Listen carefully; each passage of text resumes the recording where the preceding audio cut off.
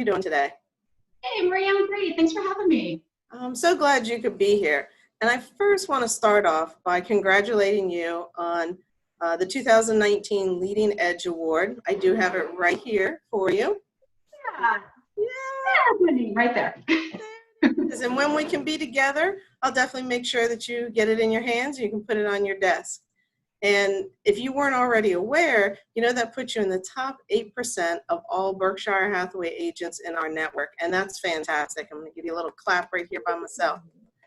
Thank you very much. It's a very prestigious place to be, and I'm very, very thankful. Yes, it is. It's a top 8%, no matter where you are and what you're doing, what type of business. That is a great accomplishment. And I know you've worked hard because I see you working hard every day. Can you tell us a little bit how you got there? Yeah, sure. So the first word that came to mind, because Maria and I talked a little bit about this leading to this video, was the word hustle.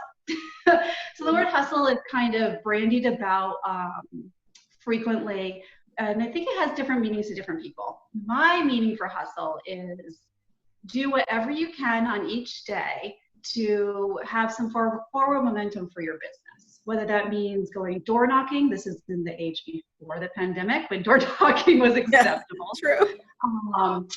Doing door knocking or pop buys, which are little goodies left on doorsteps, staying active with social media, really hitting your client base, your friends, your family, your contacts, to let them know that you're available and you would love to help them and whomever they know to buy or sell some real estate.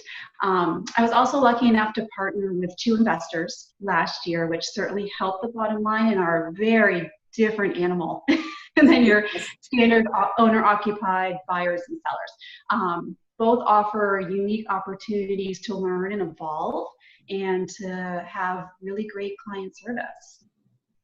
That's true. And I saw, the results of all your hard work and effort. I remember watching you every day come in here with all these great ideas, all for the benefit of your clients, which obviously explains why you ended up doing so well last year, this year, and prior years and years to come. It's your dedication, your caring for your clients. And for the investor, I actually like that you brought that one up because, I know one of those investors that you work with, and she has spoken very highly of you, but also you helped take her investing to the next level. What she thought she was going to come in and do, you've actually helped her exceed that. And that says a lot about your dedication, your commitment, but also your expertise and your professionalism. Thank you very much. Working with that particular investor has been gratifying and educational. And it's been wonderful to take her from a level where she expected to be, and now her projections for where she wants to be in the coming 5 years have grown exponentially. And I don't want to take full credit for that. That is, of course, her plan, but I like to think that I was a part of it, and it's very, very gratifying. You mentioned my dedication to my client base, and interestingly enough, that's probably the biggest part of my quote-unquote hustle. It's not something I consciously do. It's just something that's a little bit integral to my personality, I believe, just above and beyond. My husband likes to kind of joke that I do more. He perceives I do more than many other realtors. I don't know if that's accurate, but he sure sees the things so, and I think a lot of my clients do too. I have the fortunate position to create very close connections and very often friendships with my clients, which is how I prefer it. I prefer to be personally involved. I care as much about my clients' transactions as they do. And I hope they feel that. And I'm sure they do. And if I understand correctly, you also work with not just experienced buyers and sellers, but first-time home buyers. And of course, they need that extra hand-holding. Oh, yeah, absolutely. First timers are some of my favorite clients. So first timers do require a little more education and a little more commitment. And I love that. I can't turn it off. Constantly explaining and helping a person to understand and be the most educated they can be. An educated buyer or an educated seller, because we have first-time sellers too who are very nervous to go forward with their transaction. An educated client is a confident client. And when you are dealing with probably the largest financial transaction of your life, you want to be sure-footed. You want to work with somebody who you trust and who you know is putting the right tools in your hand to make the best decision you can. First timers are great. To watch somebody go from hesitant, trepidatious, unsure to somebody who is confident in telling me what they want to do is just the most gratifying thing. I really love it. First timers are some of my favorite clients. And speaking of first timers, and even though it works the same for first timers or 10th timers, what path should they be taking to be able to purchase? Where should they begin? So first and foremost, line up your lending. Talk with me if you want to. First and foremost, that's fine too, but really we need to get you to get your financials in shape. You can't buy a house until you can pay for the house. And our current market in Frederick County dictates that your financing is lined up before we look at houses. The reason we do this, the reason we push your pre-approval through with ideally a local lender, is so when you find your home, the one you love, the one you can offer immediately and not lose out to somebody else who toured it yesterday, loves it too, and had their financing like that last week. So even if it seems premature, even if you don't think you're going to buy for 3 or 4 months, it behooves you to speak with a lender and get an idea of what your purchasing power is and what you might want to spend. They're not usually the same thing. You may be pre-approved at a higher limit, but you want to come in a little bit low to meet your monthly budget. And that's something I really focus on with my clients very closely. Not what you can spend, but what you want to spend. So get your lending lined up, chat with me or with an agent of your choice, but ideally me. And get your plan in place. Narrow down a geographic area. Let me know what your wants and needs are. They're also not the same thing. Those tend to develop and evolve as you start looking at houses. Boots on the ground is really the best way to evaluate whether or not a home is correct for you. And typically it changes. Sometimes I find buyers, they want one thing and they purchase something very different. And that's part of the process. Now, showings and looking at houses recently, this past spring with the pandemic, has shifted a little bit. We are still showing houses. We take additional safety measures, health precautions. When we do that, everyone wears masks, we wear gloves or sanitized hands, we keep social distance. Showings are limited, of course, to just a buyer's agent and pre-approved buyers. So that's another reason why it's so important to get your financing lined up. Currently with the coronavirus, many sellers, most sellers actually, are requiring the buyers to be pre-approved. What they're trying to do is cut down on quote unquote looky-loos. They want people who are only serious in their homes because they want to limit any spread. Speaking of the spring, it's been a very interesting time in the real estate market.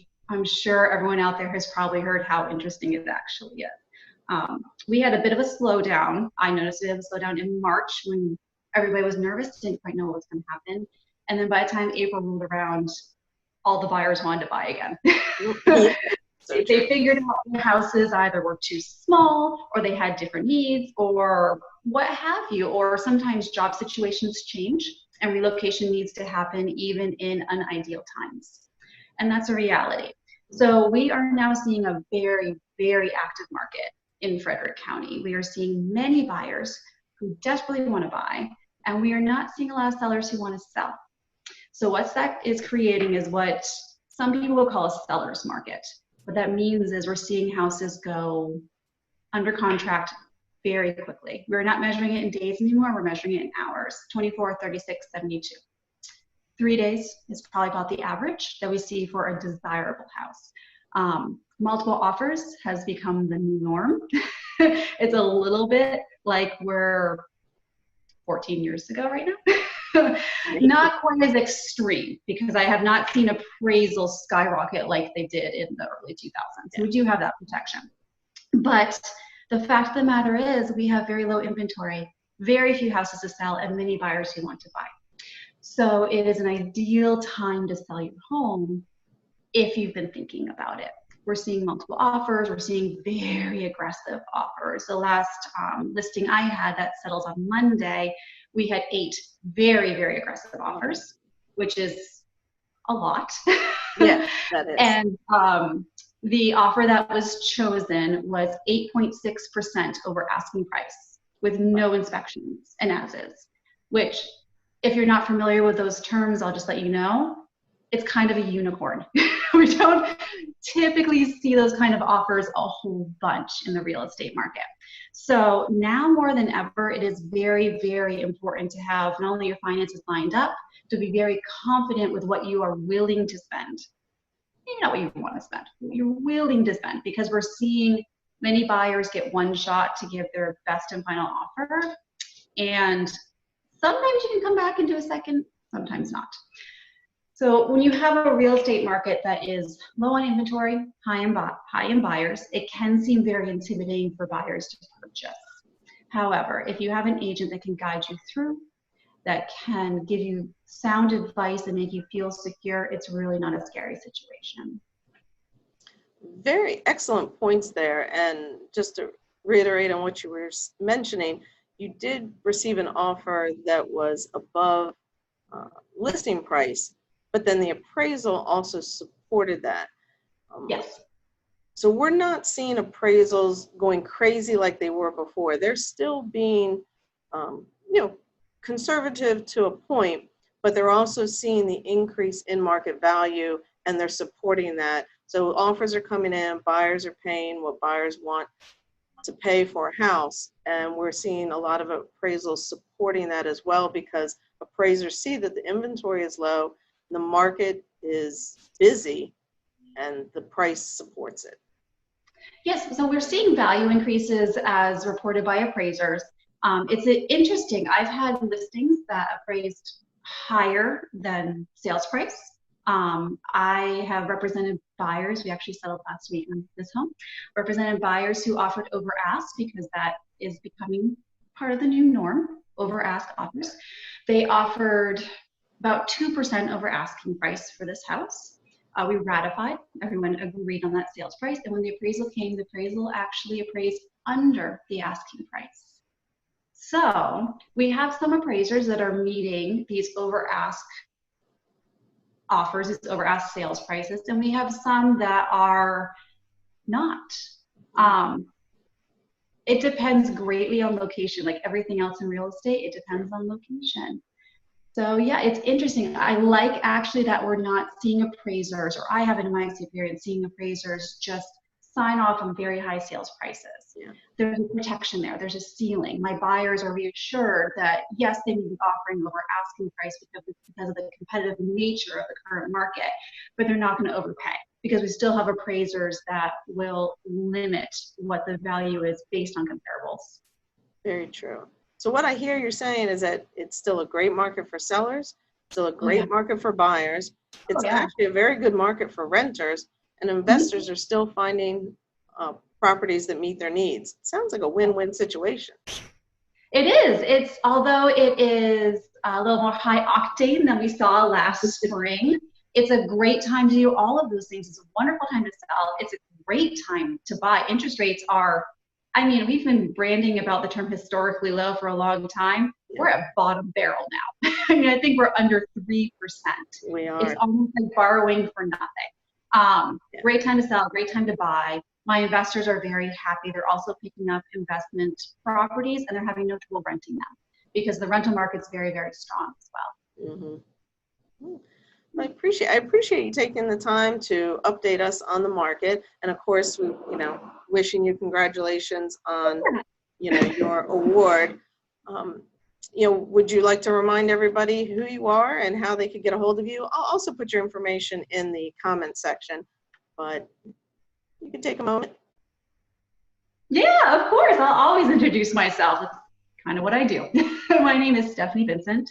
I am a realtor with Berkshire Hathaway Home Services, Penn Fed Realty, based here in Frederick County. I'm a buyer's agent, a listing agent, and I also work with investors. I am happy to help you with any of your real estate ventures, either now, 6 months from now, or 2 years in the future. You can reach me via email at Stephanie Vincent Holmes, H-O-M-E-S, @gmail, or talk or text at 240-422-0625. Excellent. Thank you. Thank you for taking the time to sit and chat with me. And again, congratulations on your award. I'll make sure you get it in your hands here in the office. And have a great rest of your weekend coming up. You too. Thanks so much.